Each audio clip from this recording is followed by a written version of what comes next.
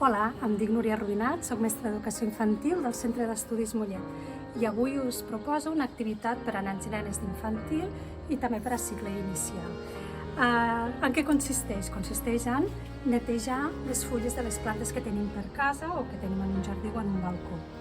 En això que potenciem? Potenciem la concentració dels infants, el contacte directe amb un ésser viu i, per tant, d'alguna manera estem fent una activitat de vida quotidiana.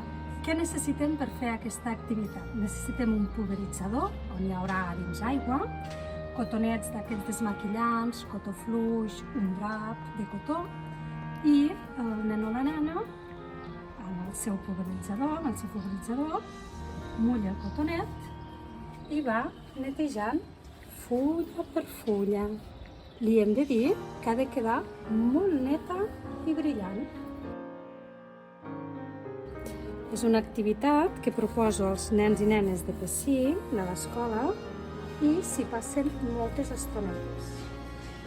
Podem també posar algun nom a la planta per també fer aquest sentit de proximitat amb l'entorn. Ja veieu que queda força brut. Fulla per fulla ha de quedar molt neta i brillant i sabem que això els agrada molt a les plantes i també als nens perquè el fet de poder utilitzar un pulveritzador, aigua i poder fer aquesta activitat és una activitat que els agrada.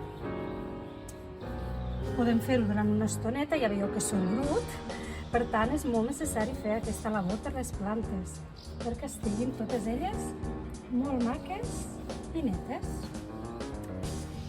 Us animo a fer-ho, veureu que surt bastant brut, per tant és bo que el nen i la nena també vegi que surt brut i que per tant estem fent una activitat de cura de les plantes.